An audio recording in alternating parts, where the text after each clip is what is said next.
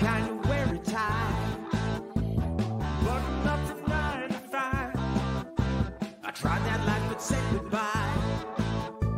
I'm not always polite, but I get the job done. Who says this world can never be fun? I'm simply unprofessional. Simply unprofessional. Yeah. Yeah. I'm unprofessional.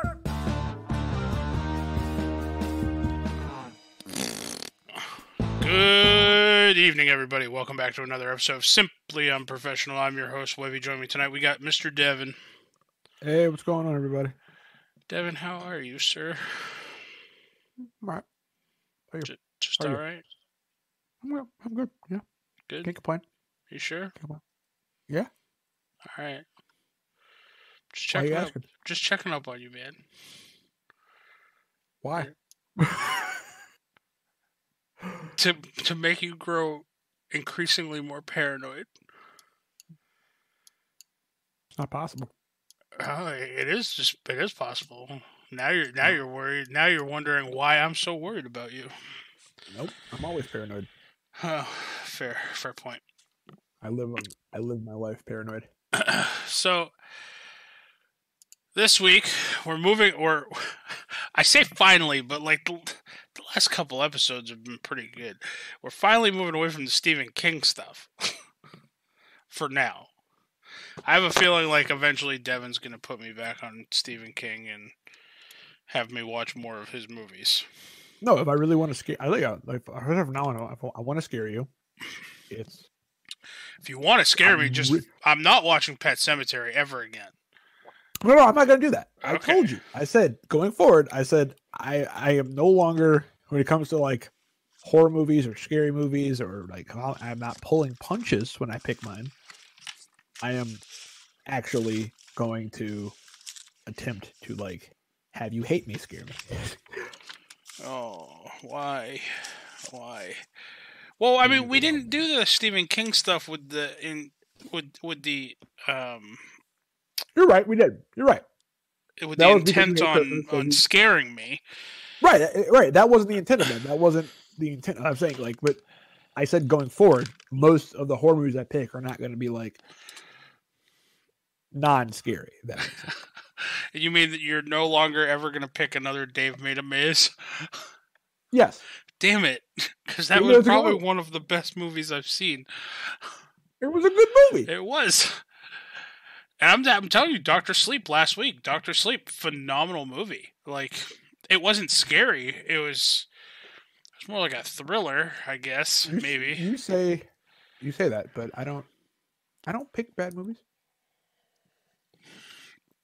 Listen, I feel personally attacked on that comment. I feel like that was a jab at Life After Beth again. It was not a jab at Life After Beth. I thought you wanted to. I can't live it down. All right. That's because you won't let it go. I'm fine with it. I will make it up to you, Devin. You don't have to make it up. I have to. In my eyes, I do. This is a very one-sided situation. It is. I don't care. Like, I'm fine with it. Life After Beth. That was a thing. All right. Well, this week we're going to be talking about CW's crossover event with the DC Universe stuff. This year they did Crisis on Infinite Earths. Devin, what do you know about this? This was a comic storyline, right? Yep. I take it. I'm not a huge DC fan. Yeah, it was. It was a comic book storyline. It had the exact same. It was a comic book storyline that had the exact same premise. Oh, the exact same result of and reasoning of this. I mean, the Crisis on Infinite Earth in the comic books was created because the universe had become, like, their multiverse had become convoluted and full with a bunch of, like, spinoff and, like, people over here and this over there, and it became too big to be, like, keep track of. So they were just like, well, fuck it. We're going to kill everybody, bring them all on the one Earth, and call it a day. And that's exactly what they did. They created a multiversal threat and reworked it into what we now know as the 52 Earths, like fully. But all their heroes that were on different Earths and things like that, they're big blockbuster heroes. They brought them on one Earth. And now, and now, like we saw at the end of the crossover, there are still like the smaller, lesser known or not known yet heroes spread amongst still the other. There's still like Earth 2 and all the other stuff. Like my man, like Earth 2 Justice League. My man, Swamp Thing, made a cameo in this, and that's the only thing he's ever going to get. I mean, no, he has a show. No, that show got canceled after episode 3. Oh, okay, never mind. I guess I'm not up with that. That show got canceled after episode 3 or 4 because it was too expensive to make. That's why he was sitting in the swamp looking all sad on the crossover. Yeah, because his show got canceled because it was too expensive to make, and he wasn't really deemed a big enough character to be like, yeah, we're gonna spend this money. No, it was like the CGI on him was like, I think they said it was something like 800,000 an episode. Wow. And just like effects. Wow. And it wasn't worth keeping. It was just like, yeah, we're not doing this. Because they made it with the intent of it getting picked up by a network. Right. And when it didn't, it went to the app. And then they were like, well, this ain't working. And then so we also saw cameos of like the lesser heroes. Like I'm working backwards here. What's that one with Brendan Fraser plays the robot man? Oh yeah, that was Doom Patrol. Doom Patrol. We saw them dancing outside of some fucking house or mansion. Their house. Yep. All right, so we got all the. Oh, you got a list of all the cameos from this crossover? Yep, all 31 of them. 31 of them. So we got Robert Wool returned as Alexander Knox from 1989's Batman in episode 1. Yeah. We got we had Jason Todd from Titans. We had Hawk from Titans. Wait. That was back in episode 1 when he was on the ground like bleeding from the lip back in episode 1 when the crisis first started, when like the red wave was hitting everybody. Okay, yeah. Okay. So we had that from Titans. We had Hawk from Titans as well. We had the Ray, who was in that show in the Nazi timeline. Yep. And then he got his own like animated TV show for a minute, kind of like Vixen did. We had that's canceled too. No, it was never like a big. There's never going to be a long running thing. It was just I think they're like the Vixen show. They're like I think 8-minute episodes. It wasn't like super long. It's on CW Seed. All right. Yep. We had Burt Ward, who was the original Robin. Yep. Okay. Yep. From the old school 80s show or 70s show or whatever. It's the 60s Batman, I think it was. Yeah, Adam West. 60s. Yeah, that was the old school like Adam West and Burt Ward. We had Will Wheaton. Yep. We had my man Tom Welling. Yep, that was a cool cameo. That was a funny cameo when Lex came to kill him. He's just like, kryptonite. And he's just like, yep, cool. Cool. And then he just hucks it out into the cornfield. That kryptonite's not going to do good for the corn, though. I'm telling you. That's fine. Kryptonite corn makes it grow faster.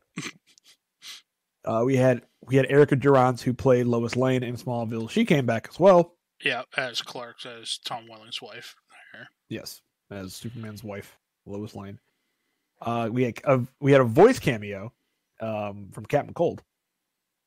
Yep. Which I love. I mean, I need Captain Cold back more. Agreed. Leonard Snare. I love Captain Cold. He's my favorite. He's my favorite. All right. We had Kevin Conroy, who is the voice of all the pretty much in the past like 10 years. He's been voiced maybe longer than that.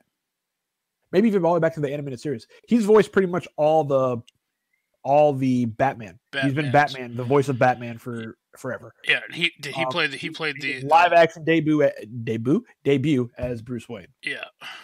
So as evil Bruce Wayne, essentially. I would say jaded Bruce Wayne. Yeah. Like jaded right, evil fair. Bruce Wayne. Like, not like evil, but just like I tried this way, it didn't work. Wayward Bruce Wayne. Yeah, Wayward. There you go. We had Brandon Routh playing his Superman version again, who became Kingdom Come Superman, which is all dope. Yep. I love Kingdom Come. That was actually a really good comic book run. But yeah. We had Jonah Hex, or Jonathan Sage. Jonathan Sage played Jonah Hex. Yep, before he had his face scars, and then I guess the cause of his face scar. Yes. We had episode 3. We had Ashley Scott, who cameoed as the Huntress from the Birds of Prey TV show from back in the day. Yeah, and this was another one of those, just the red wave coming across and wiping everybody out. Yep. So it was just really on there for just a couple seconds. Yep, but I mean, so basically what this did was it basically just remade it, if I'm not mistaken, into 52 Earths. It brought everybody into Middle, but now there's only 52 Earths, so like all these shows are kind of probably, you can kind of like say that some of them are in the same universe now or whatever. We had Tom Ellis as Lucifer. Hell yeah. A great cameo. Best cameo ever. Great show. Great cameo. Have we done an episode on the show Lucifer? Maybe. I don't know. We should. We should. I'll have to go back and look. If we haven't, we should. Yes. That may be next week's episode, guys. Basically, it's gonna be me. It's gonna be me and Webby just sitting here saying how much we love Tom Ellis. Yeah. And yeah, and Maze. Pretty much it. Yeah. Oh yeah, you get her name right that time. What's her name? It's not your name. Yeah, the same sounding name. Everybody always messes my character's name up. I get it right like 85% of the time. Every now and again, I get it wrong. Like Austin, on the other hand, just every single never gets time, it right. Every single time. It's funny. I was reading Austin's notes too. I'm like, every name in there is spelled wrong. I said, that's okay though. I'm like, phonetically, they're not completely incorrect, so we'll go with it. Then we had John Wesley Shipp as his 90s version of Barry Allen. Yeah, man, I cried at that part. I'm not gonna lie. This crossover had me going. Yep. We had Tina McKee, Amanda Pays, who appeared as Tina McKee from the 90s Flash series. Yep. That was in his flashback series sequence. Yep. We had Black Lightning. Yep. Episode 3. Made his cameo in episode 3. We had Stephen Lobo, who appeared as Jim Corrigan, the former host of The Spectre. Oh, yeah. All right. I was wondering who that guy was. Yep. Episode 4 sees we see Melanie Murkowski appear as Zena Novu. Oh, yeah. Novu's wife. Yup. We had Ezra Miller. Ugh. Playing Barry Allen. You did not like that at all. I didn't. He also name dropped Victor Stone. Yeah. He also named. I don't know. I don't know. I'm a Grant Gustin fan. I am also a Grant Gustin fan, but at the same time, I don't hate it. Like like I said, it didn't bother me. Like because as I do, I don't know. It would. Hey, they were trying to explain it. It's multiple universes, multiple Earths. Ezra Miller is just the Flash from the shitty Earth. Not even just that. It's one of those things where I'm talking about just specifically like the DCEU for a second here. I actually don't. When I first saw it, I was like, I love Grant Gustin so much. I'm like, I don't like this casting at all. But the more I seeing the DCEU stuff, I'm like, I'm happy Grant Gustin has nothing to do with this. I mean, fair.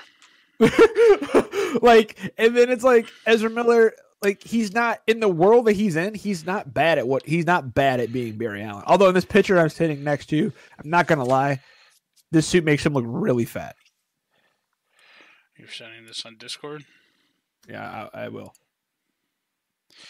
Yeah, I mean, I said this when we did our Justice League episode for the movie. I did not care for Ezra Miller as the Flash because I was such a Grant Gustin fan. I want to see how he does in the Flash movie. I can get past that, I suppose. I do not like the suit. I will not ever like that suit. No, that suit's terrible. But I do love the fact that they were talking about the suits. Like he's like, oh, your suit looks so comfortable. Yours looks so breathable. And he's like, your suit looks so protected and like safe. Yeah. Yeah. No, I mean, Yeah, no, their scene was good. I just don't like Ezra. I don't know. Like, maybe Ezra will grow on me as Barry I want to see Allen. Ezra in his own Flash movie, which I think is supposed to come out. Yeah. At some point here soon. Not soon, but I don't know. The suit's 20, hard like for me late to get 2020, 20. I can hear my downstairs neighbor yelling "Sorry for lungs." But yeah, like I mean, he's not bad. I don't mind Ezra Miller. He's not bad. I want to see him in his own thing, but I wonder if they're going to work that scene into his movie. Maybe he's like doing some tests or something with Victor Stone, and we see Grant Gustin pop in the movies because that would be cool. But we see cameo from Weather Witch, Weather Wizard's daughter. Yep. With her weather staff from the Flash show. Yep.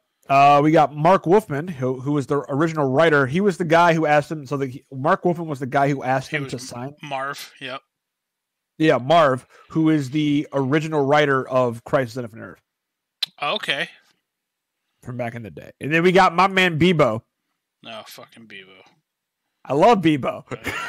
Fucking Bebo. I love Bebo. He's the greatest. Man, I love Bebo. I love the fact that we got Bebo. I love the fact that Sarah was like, yo, Bebo is sacred.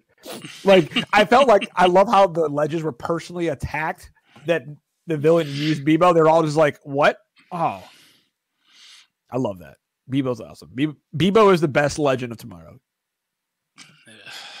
They need to work him into being like an actual Legend of Tomorrow. Like, Bebo should become a legend. I just need, you know what I need? I need Bebo to suit up in like Rambo's, like have like a stuffed animal Bebo, literally just suit up with like shotgun belt, like a shotgun belt, like around his chest, and like a headband on, and he's just like, I'm ready to go. That's the Bebo I need. That's the Bebo the world deserves. If you guys are listening, make it happen. We also got Sargon the Sorcerer, who I'm not gonna lie, most punchable guy ever. Yeah. That face, and he did. He just got punched. Yep. No, I agree. That's a punch. I would punch this guy. Not. You know what? It's not even the face. It's the hair. It's the hair. Just, so punchable.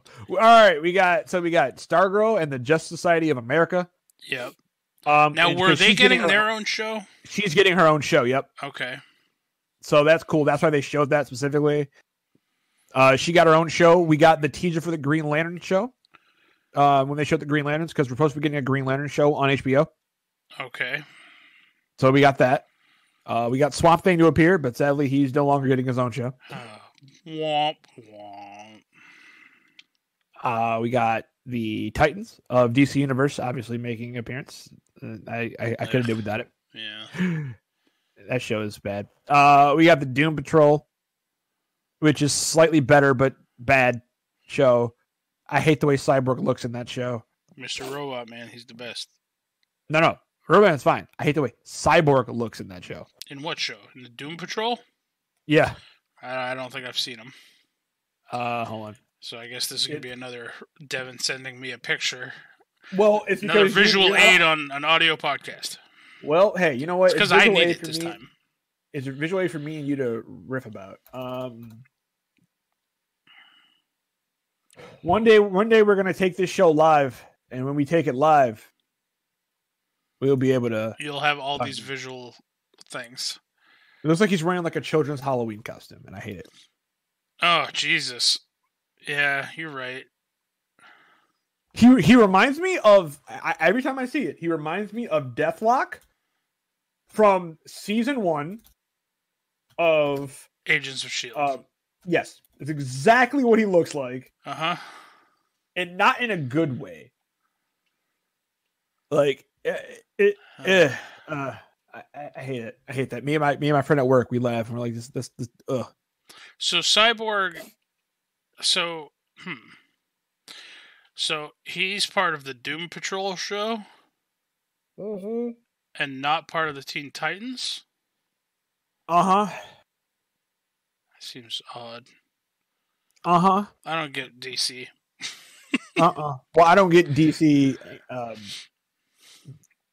TV shows and movies. Yeah. But we also got Kingdom Come Superman again. So maybe we're gonna get our own Superman show. Maybe flying out in space. Yeah.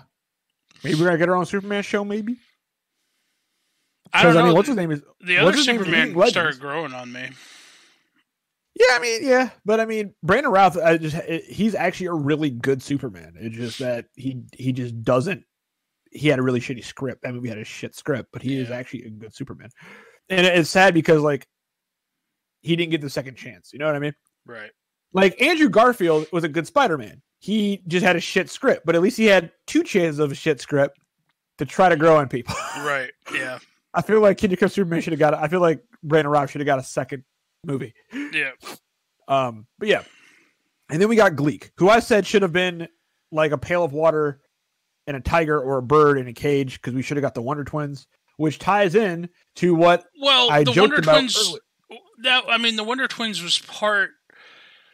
is an overall part of like your Super Friends. Essentially. Oh, I know, but I think like the Super Friends always ended with like Gleek getting into some mischief somewhere. Oh, I know. Yeah, I know. I'm just laughing. I really just wanted to see my dude turn into a pail of water, and I don't know how this is gonna. I'm happy the boss doesn't like know. So the Arrowverse boss, apparently the Wonder Twins may get a show.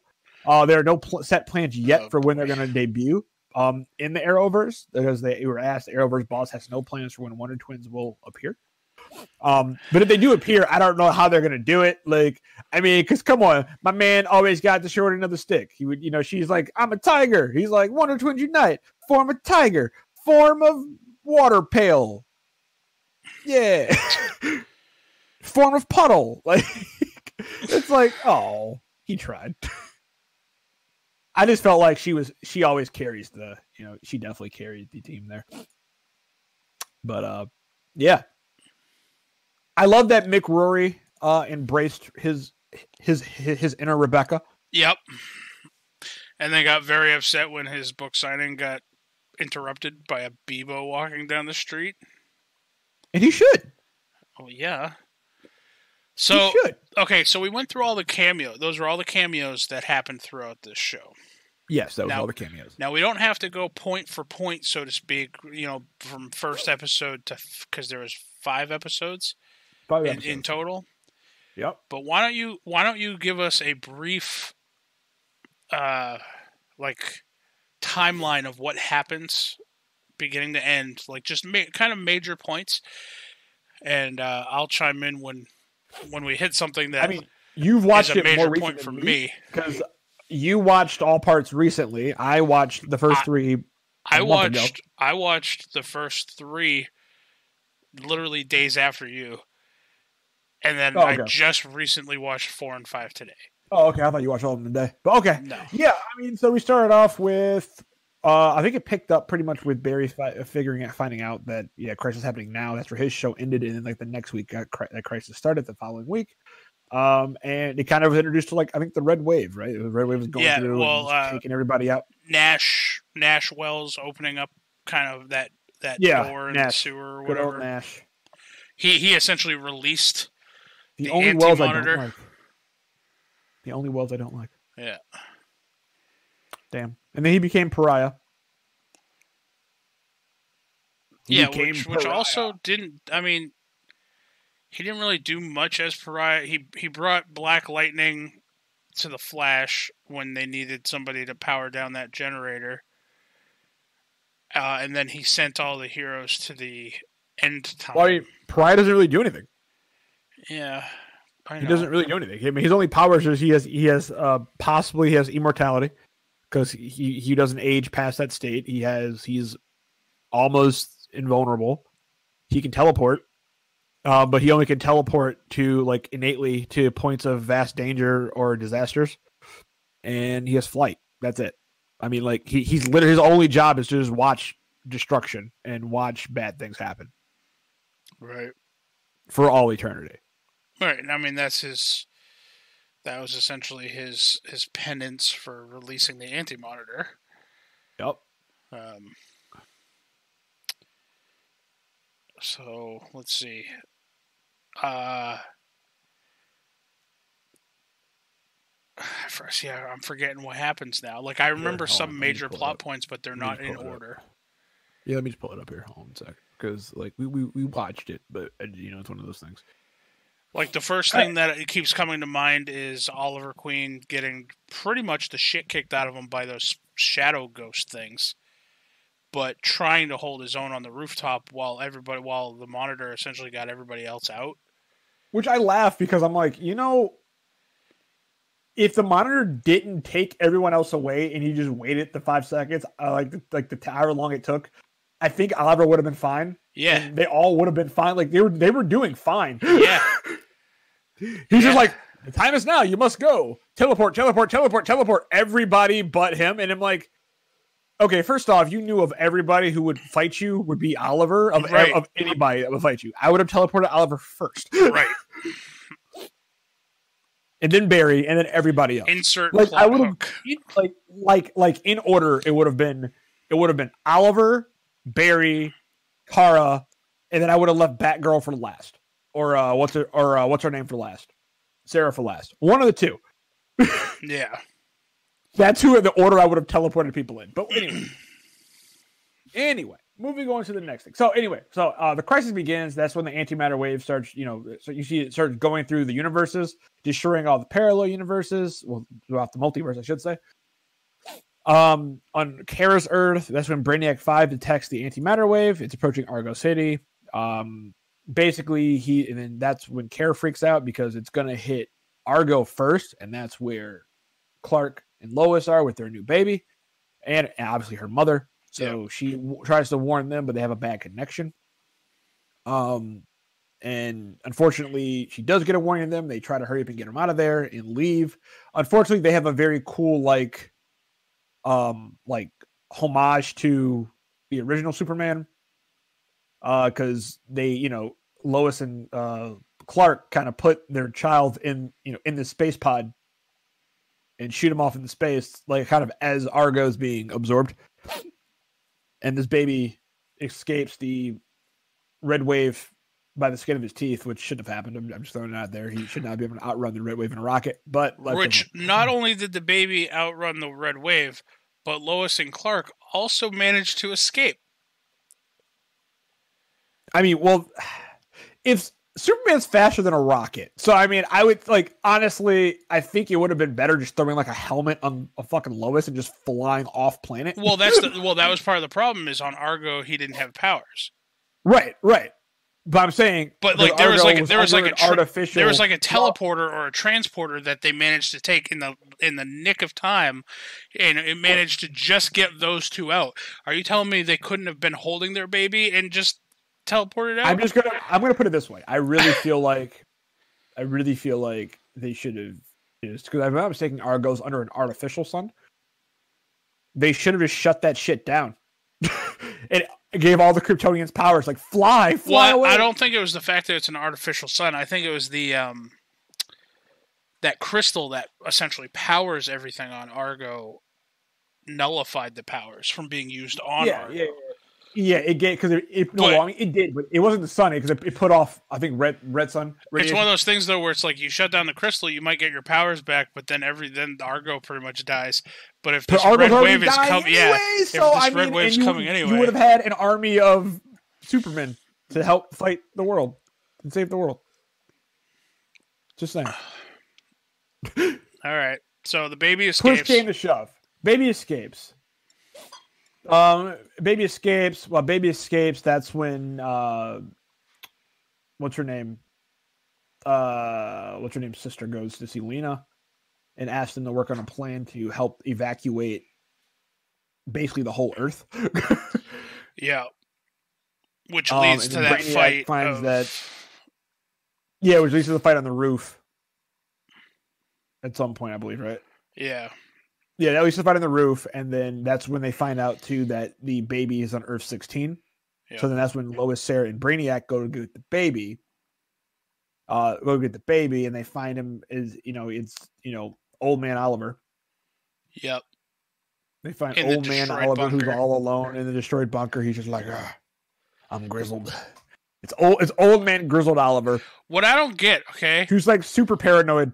And it's really funny. Why didn't they just bring that Oliver back with us? Because the Monitor did not specify which Oliver Queen had to die. He just said Oliver Queen needs to die to do this crisis thing. I mean, it is what it is. Because Stephen Amell's contract was always over. Yeah. And that's why. But they left it open for him to come back because he could easily just be the Spectre. And the Spectre is a cosmic being, so they wouldn't be able to detect him even if they wanted to. So, I mean, they could easily, if he wants to come back and like make a cameo, he could easily pop back in as a Spectre and be like, boom, I am the Spectre. I am the Spectre. Feel my wrath. Anyway. I don't think, hold on, I need to look something up quick. Is the Spectre kind of like the Watchers from Marvel? He is stronger than that. Like, is his job essentially just to pretty much watch over things? No. Like, what does he do? They changed the Spectre a little bit in this because the Spectre's real job, if I am not mistaken, he's the spirit of vengeance. He's closer to kind of Ghost Rider, but he's the divine spirit of vengeance. Basically, he's the wrath of God. So he's the divine spirit's of vengeance who directly serves the presence, and the presence is God of the DC universe, who's basically looks like an old man in a bowler hat. Okay. So yeah, he's kind of the wrath of God, effectively. So if the Spectre comes around, you're somewhere you don't want to be. Well, so in the beginning there was the presence, the one above all. Such was the presence nature that his aspects he had named identities of his own. In this expression, certain aspects were charged with certain functions and duties. Among them were his wrath, called Eclipso, his mercy, called Radiant, and his vengeance, called Spectre. So wrath is Eclipso. He's the vengeance of God. There you go. Yeah, so it's Radiant, Eclipso, and Astar, or the Spectre. But yeah, I mean, and if I'm not mistaken, the Spectre is way stronger than the Anti-Matter, I think. Well, I mean, they did not make it appear that way.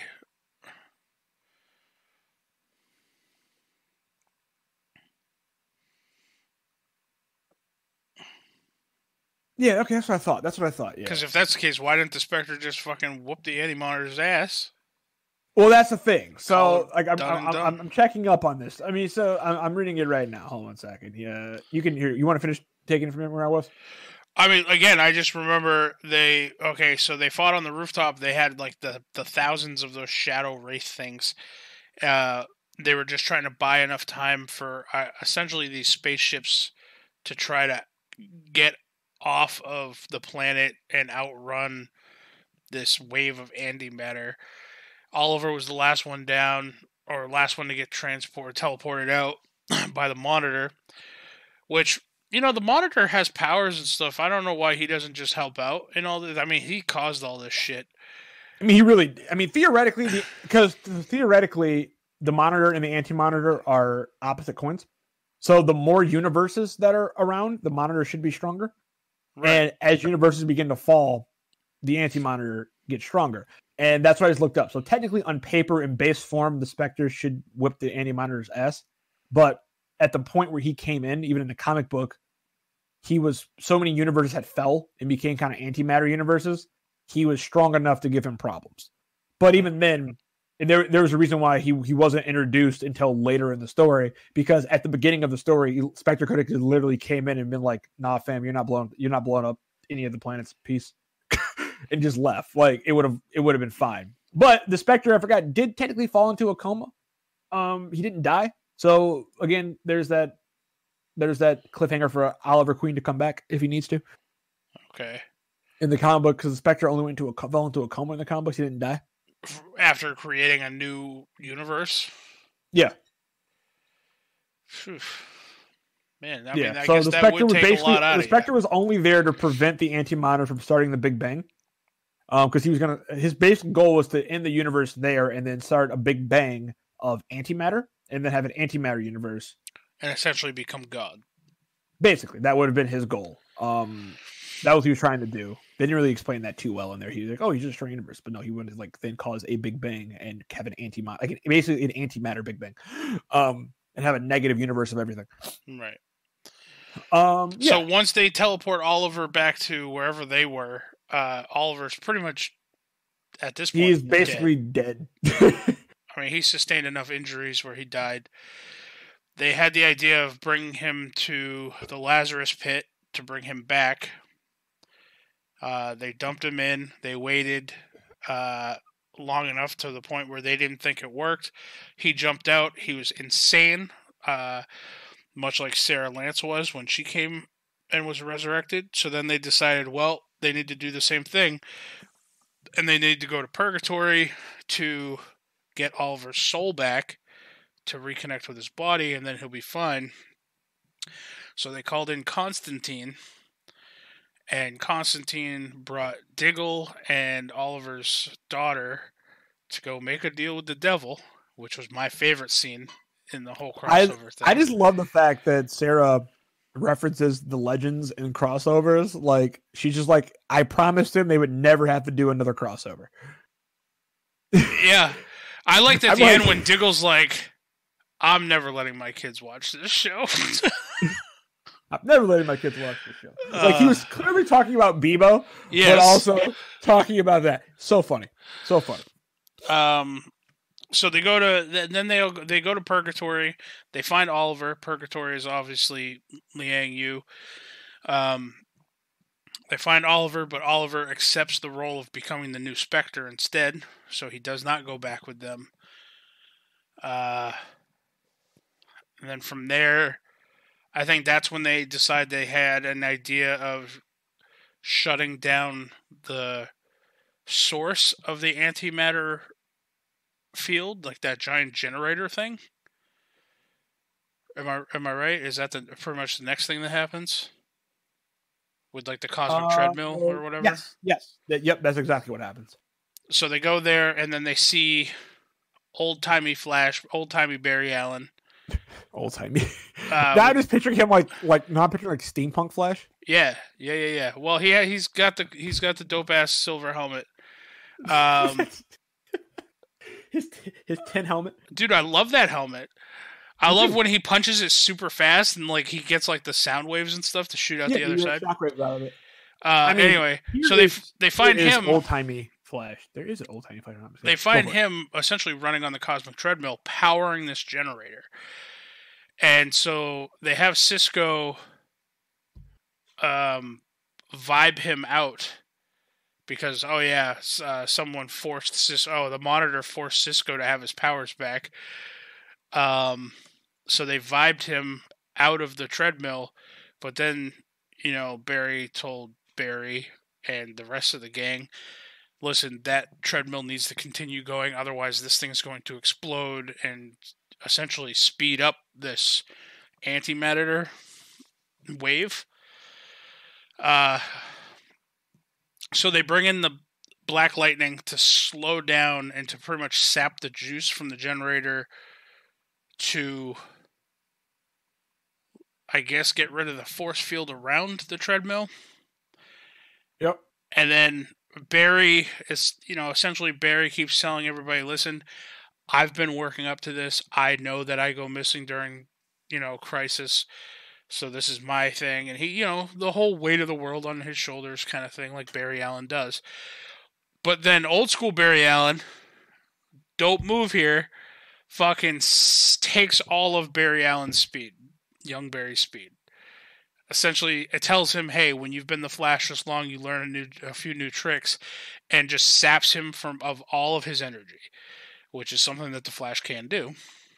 Yes, it is. And then essentially goes back on the treadmill, running reverse on the treadmill to try to destroy the machine. Everybody else gets teleported out of there, and then we see the flashback scene of the old school Flash show where he meets his wife, and then you see his face screaming from pain as he essentially just dissipates into thin air. And What's next from that? I don't remember what's after that. Hold on a second. That was a heart-wrenching scene for me to watch. I'm not gonna lie. I cried a little. A little? Alright, a lot. Alright? Alright, hold on a second. You don't know my struggles. You're right, I don't, but that's okay. Is that when they found out about the Paragons or after? I think I think they started finding out about the Paragons next. Because we had the thing where Lex stole the book. He was on the ship, but then he stole the book. Then they went to go find Kingdom Come Superman, because Lex went around to go kill all the Supermen in the world. Yeah, he was going around killing. They went to one Superman, and they were like, "Hey, I think we found him." And then they were like, it was a television screen, basically like a news story in the background playing like Superman's dead. Yeah. They're like, well, that's not that one. Yeah, so they started chasing Lex around because Lex was essentially going around to all the different universes. He stole the Monitor's book that the Monitor was like all caring about, like, I need this book. Yeah, like in the last crisis, and the Monitor let him. That's the thing. He knew he had the book. He didn't stop him. Ultimately, they needed the real villain here. Ultimately, you're led to believe that all of this bad stuff that Lex did, the Monitor's the real villain. Had to happen to get to the end goal, essentially. So then we had a Superman versus Superman fight for a little while. And then essentially Lois and Kara took down Lex by smacking him with the book, I believe, or with a lamp. One way or the other, they knocked Lex out. Yeah, then that was on their hunt for all the Paragons. So there's 7 different Paragons, and one of them was Kevin Tran, man. That's not who he played in this one, but it was Kevin Tran from Supernatural. Honestly, I forgot he was the Paragon in episode 4, and when it started back up, I'm like, oh shit, are they crossing over with Supernatural for a second? And I was like, oh yeah, no, he's the Paragon. Okay, yeah, he's the Paragon. Yeah, because he had like that same look of like Kevin, like he was like lost. Yeah, disheveled Kevin. Yep. Yep. my favorite Kevin, by the way. Disheveled Kevin. Yes. So Kevin Tran. I'm going to keep calling him Kevin Tran. I don't remember his name in this show. I think his name is Kevin, actually. No, I think it starts with an R. On. I'll tell you. It starts with an R.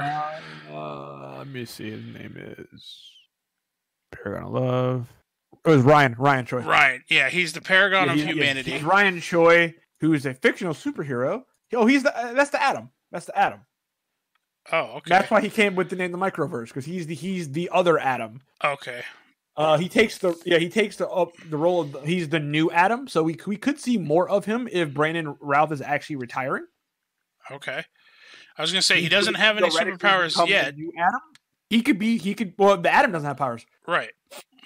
I mean, so he theoretically could become the new Atom in like Legends. I'd be fine with that. I like him. Yeah, me too. But he's the Paragon of Humanity. Supergirl, they find out, is the Paragon of Hope. Barry Allen, the Flash, is the Paragon of Love. Batwoman is the Paragon of Courage. Yep. Well, she thought it was Batman. It was Bruce. Yeah. And then she went to go find Bruce, and then she wound up killing Bruce. Yeah. Unintentionally, but yeah, because she found out Bruce killed, Superman. Well, he killed Superman in that world. Superman, and then he killed. He had a trophy. Too. Yeah, he had a trophy case of he was like a serial killer. He kept trophies from all of his kills. But she's the Paragon of Courage. That's 4. Who else is there? Sarah, she was the Paragon of... Which one was Sarah? Sarah is the Paragon of... Let me see. Ray, Paragon of... Barry's the Paragon of Love. John Jones, Paragon of Honor. Ryan Choi is there. So let's see. Paragon. Where is she at? I don't remember. Anyway, and then Lex ends up being the paragon of truth, which is strange. He wasn't supposed to be. He was supposed to be Superman. Yeah, but then he stole a page out of that book and rewrote history. He rewrote destiny. Yeah, and they made himself the guy. Which is funny. I will say now. So essentially, they all got transported, essentially to the end of time. Yep. It's a place where antimatter can't reach because it's outside of time. Space. Yeah. So then we're led to believe that for a couple months they're stuck out there, because Barry goes missing for a while because he goes into the Speed Force, and then he comes back out and they're all like, "Hey, you've been gone for like months." Then we see the Spectre show up as Oliver Queen again. And he essentially tells them, yeah, we're going to get you to... Well, Barry was trying to use the Speed Force to get him out of there. And then... Yeah, he got lost in it. Yeah, and then they were like, hey, that's not... you need to rest. And he's like, no, I think the Speed Force is the way out of this. And that's when Oliver Queen pops in, or Spectre pops in, like, no, he's right. It is the only way out of this, the Speed Force. Right, but then he essentially tells them, hey, we're going to bring you to the dawn of creation, and some of you are going to have to hold off, essentially the Anti-Monitor, or a couple of you are going to have to go stop Novu from fucking up to begin with. Which was trivial anyway. Which was trivial anyway. Which I feel like it's a stupid plan, given what they know, and given what... The fact that there's infinite Earths and infinite Novus to try to stop from doing this. Right. And only one has to do it. Because that's what the Anti-Monitor. That's what the Anti-Monitor said when they all decided to come back to the dawn of creation. Anyway, he's like, you know what? Out of all the infinite Novus, there was one that you guys couldn't talk out of it. That's all it took is one. Right. I was laughing though. Like I was sitting there. I was like, that makes a lot of sense. I was like, you think these guys would have thought about this.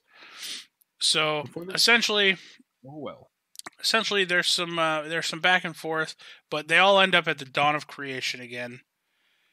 And Oliver tells them, "Hey, listen, you guys just need to buy us time, and then I'm gonna go light the spark of the new, essentially the new universe, and you guys fan the flames." I loved some of the little quotes or whatever from everyone as they're fighting these shadow wraiths, and they're just going from person to person showing what they're doing. And like the Kevin Tran's character, Ryan or whatever, he's like, "Get away, you stupid shadow monster things." And then I love how he has a pocket knife, running around with a pocket knife stabbing him. Yeah. I mean, some of the other people were just punching him. Like I love how he's like, I don't have any powers. He's saying all this stuff. And previously leading up to that, he was absolutely correct. He was not doing anything against anything. And I'm laughing. It's just like, but they're like, but you're the paragon of humanity. He's like, you're right. Yeah. And then he just pulls out a pocket knife and just knife and time race. Yep. And then Lex was like, "Oh, this is what it's like to be a superhero." Neat. Lex is walking around blasting things. And then I liked his comment of, "You stupid," whatever it was. He called him something, and then he's like, "If anyone's going to take over the universe, it's going to be me." But my question is, did he keep those powers? Probably. Because he rewrote his destiny. He did. Somebody should have saw coming. Yeah, so they held off enough, and then there's like this epic fight between Anti-Monitor and Spectre, where they just kind of merge, and then there's an explosion, and they all rush, or two of them rush. Barry and Sarah rush to Oliver's side, and there's just like a galaxy forming above them, like a new universe is starting, and then essentially Oliver dies again, or they lead you to believe he dies. I guess in the comics he's in a coma. Yeah, the comics he's in a coma, but we never really know. And then each of the heroes wakes up, and it starts off with Supergirl waking up, and Lex is being awarded like a Nobel Peace Prize. and she finds out he owns the DEO now, and he's her boss, but also her biggest advocator, along with Lena. And that's when we get like the Weather Witch person, and then the Flash comes in and stops her. And then we start realizing, oh, all these major heroes who were originally on different Earths are now on one singular Earth. They're all, Earth Prime. And then they meet up, and there's the Bebo incident to keep them distracted. And then they realize that the Anti-Monitor is not dead. He actually comes back, but Ray, Kevin Tran, and Nash Wells come up with an idea of making a grenade that will constantly put him in a state of constant shrinking. Yep. And essentially put him into the microverse. They execute said plan. It works. They save the world. And then we start going through. There's essentially like they go through the other universes and the other Earths with their superheroes. The age of heroes is starting and anew. And then there's like a tribute thing to the Green Arrow, where they have his suit hanging up in an abandoned research facility, which just looks like an airplane hangar. And they all kind of say a little something about Oliver, and then Barry unveils the round table with custom chairs for each member. I'm guessing this is like the I guess kind of like the start of like the Justice League sort of thing, right? Is that what this was supposed to represent? Yes. And then we saw Gleek. Well, we saw Gleek's cage. We heard Gleek.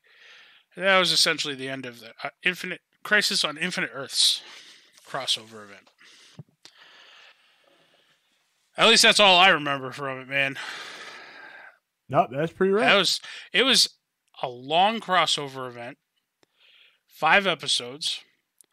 Yes, but it was very good. A lot of cameos, as we discussed. Man, I don't know. They're of all the crossover events so far, where does this one rank as far as like what's been your favorite crossover event so far? The first one was the Dominators, right? Yeah. The second one was, I believe, the Nazis. Yes. The what is it? Elseworld? That was the Elseworld, I think. Yep. This is the third crossover or the fourth crossover? I think this is the third one. Hold on. All crossovers. DC's. Let's see. List of crossover episodes. Crossover event was technically was Flash versus Arrow. Which is not really true. Yeah, we had Heroes.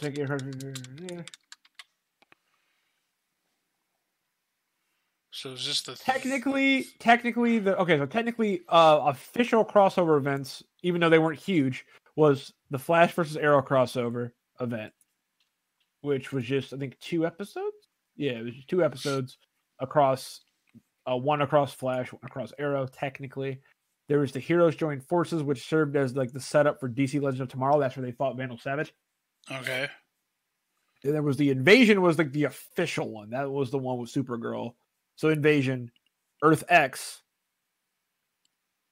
Yeah, the Nazis. Elseworld was the third, which set up Batwoman. That was last year. Right, which was kind of the start of this one too, right? It was the setup for this one. It kind of yeah. They rolled them into each other. But yeah, Elseworld was it was the beginning of the setup to the plot of Crisis. I mean, I guess kind of Crisis, though. Never Earth Sign it was then. I mean, it kind of did span over 2 crossovers. So technically, you could pick up that one and count that crossover too. and that was what 3 episodes. This is technically like an 8 episode crossover. If you watch all of Elseworld and then because Elseworlds that had the Monitor and stuff in it too, right? Yeah, it did. That was the one where the one dude like stole his book. Yeah. Yeah. So I mean, you totally could just say that and just say like this is technically an 8 episode crossover because you could totally watch those 3 and then go right into these 5, and it would make chronological sense. Right. So yeah, I mean, you can watch those 3 and then like a couple of like clips, like realize okay, time's gone by, and then boom. But yeah, I mean, other than that, yeah, I would say that this one is probably my favorite crossover because it had the most like cameos and the most, I guess, the most action. I think I really liked Earth X. Earth X was. I think Earth X definitely had the most action out of it because it was more like. Well, I mean, they were fighting Nazis, I guess. Plus you had Barry. You had the wedding, right? And that was like the introduction to Nora, who may or may not exist anymore. Yeah. Because everything changed, so we don't know. She may come back. You know who we didn't see in the last 2 episodes here of the Crisis? Cisco. Yeah, we didn't see Cisco, and we didn't see Iris. Like with all the running around Barry did, they didn't touch on him and Iris. Yeah. Who knows? Because the last time Barry saw Iris, that we're led to believe so he's picking up next week, or no? I think they pushed it back. He's not picking up till February 4th. All right, so we'll probably get to see the outcome of the aftermath of everything for his show then. Yeah, because like you figure it.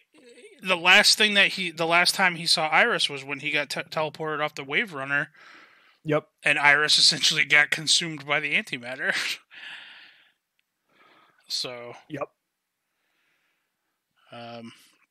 Yeah, you almost think that would have been priority for Barry once the new Earth got made.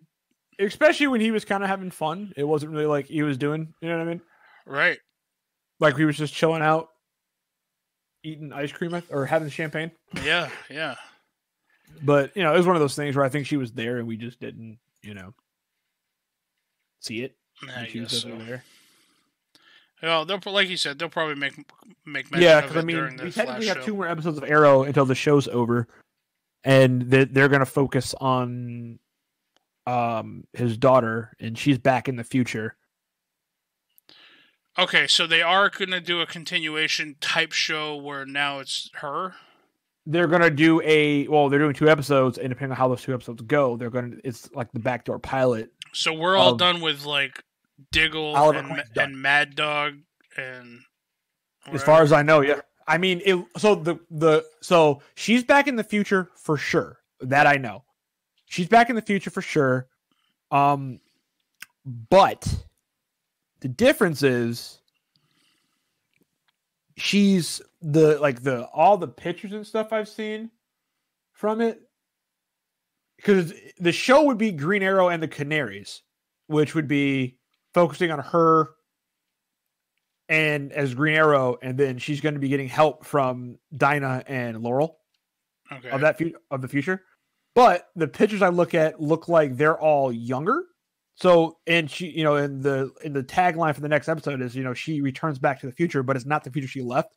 So I'm thinking it's going to be a slightly different timeline, and she's going to be with them when they're younger. So you're going to have those same actresses carrying over into that. So we may still see Mad Dog and Diggle because they're still around. Because age-wise, like this is the let me pull it. I'll show you the picture I was looking at. Like this is one of the teaser pictures. Do they have a name for this show? Yeah. What's it called? Oh, you just said it, didn't you? Yeah. Arrow and the Canaries. Green Arrow and the Canaries. Yep. So yeah, and it looks like young Laurel and young Dinah, and it looks like Mia is going to be like actually doing business stuff. Like she's in like a pantsuit, doing like looks like at a party doing like queen stuff. Where's this picture? Or smoke stuff. I'm waiting. I just posted a website because it's one of those stupid things where like I try to save the picture and it saved it as a website. It won't let me like save the actual picture.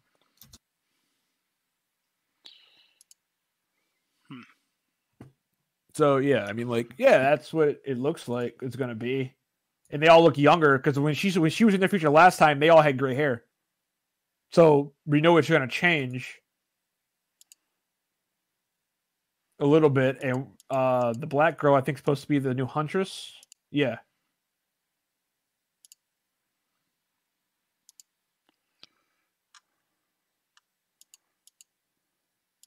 Okay.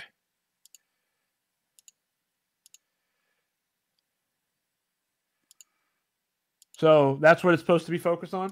Those peoples, and it's funny because you don't see what's his name, and we didn't see JJ in or not JJ. What's his name? Connor. In yeah, we didn't see Connor. Like when Diggle had when they had Diggle and Lila had their daughter back, right? And we didn't see him, so I don't know like what that means. Is he not a thing anymore? Yeah, or Oliver's son. I mean, I'm assuming he's still a thing because that already happened. But I don't know. Like I don't know. Is he back in the future too? I'm guessing he'll probably make like cameos. He's probably going to be their Felicity. Yeah, I would imagine he's going to be their Felicity. He's going to be, the person sitting behind the chair. Yeah. Because Felicity said, Felicity, she's done with the show as far as I know. Well, yeah, Oliver left. No, I mean, Oliver left, but I mean, like, she was done before that. Like, that episode where she kind of went off and did her thing and had, like, that sign-off where she went with a monitor. Yep. That was her last, show episode there. So I'm saying even if they do a new series, I don't think she's not coming back. Well, hopefully she's moved on to bigger and better things. But, all right. Well, I mean, that was our, we're rounding over the 1 hour mark, but that was our essentially dive into Crisis on Infinite Earths, the CW DC crossover. Devin, do you have anything else you'd like to add about that? No, actually. I think we covered it pretty well this time. Normally we're like all over the place, but I think we were kind of all over the place, but at the same time, we kind of covered it. I think we're good. Yeah. All right. Well then, before we sign off, then how about we get some life advice with Devin? Life advice with Devin. Oh boy. See, the batteries are dead in my fountain, so I have to pull deep. This week's life advice: don't let the batteries die in your fountain. Yeah, that could really much be it. Don't burn your tamales. Don't burn your tamales. Okay, can I ask you a question then? Yes. If you're not supposed to burn them, how long do you cook them for, and on what heat? I recommend, if you're ever in doubt of what to cook something on, start 350 degrees for 10 minutes, and then just add 10-minute increments from there. You never really go wrong. So first 10 minutes, add 10-minute increments, but then check every 5 minutes. That's a general cooking rule with Devin. If you're not sure how long to cook something, start at 350 for 10 minutes, and then add 10 minutes, but check every 5 minutes after the first 10 minutes. Or you can do it in 5 increments if you want, but it's probably going to be longer than 5 unless it's a cake, because I learned the hard way. The more you check on a cake, it'll drop, and it'll fuck up the cake. It will drop, yes. But you should know how long to cook cake for. I don't, or I didn't when I did I baked a cake while completely trashed. I was drunk off my ass and decided, I want a cake. And I was on a call with Clay at the time. And he wasn't really helpful as far as. But usually most cakes in like a 9-inch cake pan, it's gonna be right around 350 for about anywhere between 25-35 minutes, depending on your oven. Usually, I couldn't tell you what I had my oven set at. I couldn't tell you how long it was in there before I kept opening the door and checking it. It was bad. It was I bad. mean, it's fine. Yeah. Anyway, life advice with Webby: don't cook cakes when you're drunk. That's all. All right. Life advice from Devin. Ready? All Here we right. go. I'm going to go with no one is in charge of your happiness except for you. Boom. Mic drop. There we go. All right, Devin. Well, with that being said, where can people find you on the internet? You guys can find me on the internet at DMP_Pookie. Whoa. At DMP. All right. No. Got me. All right. Let's find out. I think that doesn't sound right. It is. Okay. Yeah. At DMP_Pookie on Twitter and on Twitch at Poo Killed Me. And you can also find me on eBay Looking up trying his not Twitter. to get bronchitis. Oh, okay, even better. And as always, everybody, you can follow me on Twitter at Jax Forestwalker, all one word, on Twitch at DMWebby, on Instagram at Patrick.Webster52. And a new thing that we've been doing, me and John have been doing on Wednesday evenings, John has been streaming on his Twitch channel, like a wrestling thing. He's been playing one of the WWE 2K games, and we've made a bunch of the Distractions Media people, and we've been setting up events and stuff with the help of Dave. And I'm pretty much just there as an announcer, so I co-announce with John, and we let the AIs wrestle each other, and we just watch the match as it happens. It's oddly far more entertaining than I originally thought it would be. The question is this: how close am I to a world title? Well, okay. As of last night, me and you won our tag team match. So we are in the running for the tag team championships. Avalos had a match against Malcolm Boyd, which it was Ross's first. It was Ross's first match, because John just created him. The title Avalos right now is the champion. And really? he did not put the title on the line last night. It was not a title match last night, but Ross pulled out the victory.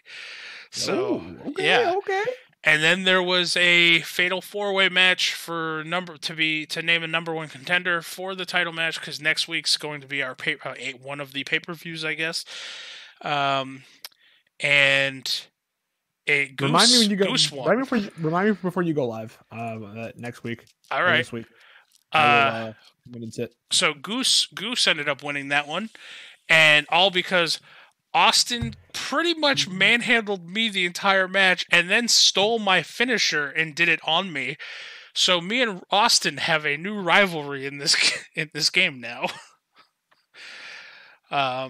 It's a lot of fun. It's very entertaining. I will say that. Some of the outfits that John has chosen for people are questionable and very straight out of nightmares. But again, it's generally a lot of fun. So I just wanted to kind of throw that out there for the listeners. That's Wednesdays at 9 p.m. Eastern is when John usually starts that stream. But until then, everybody, thank you for listening to this episode. We hope that you enjoyed the DC crossover event on CW. And as always, fuck Booster Gold, and we'll talk to you next week. I